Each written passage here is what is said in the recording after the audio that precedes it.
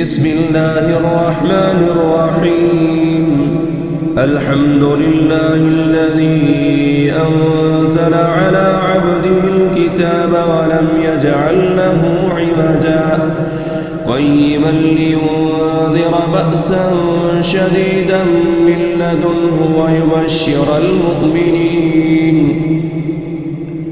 ويبشر المؤمنين الذين يعملون الصالحات أن لهم أجرا حسنا ماكثين فيه أبدا وينذر الذين قالوا اتخذ الله ولدا ما لهم به من علم ولا لآبائهم كبرت كلمة تخرج من أفواههم إن يقولون إلا كذبا فلعلك باخع نفسك على آثارهم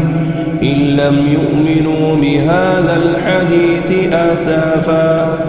إنا جعلنا ما على الأرض زينة لها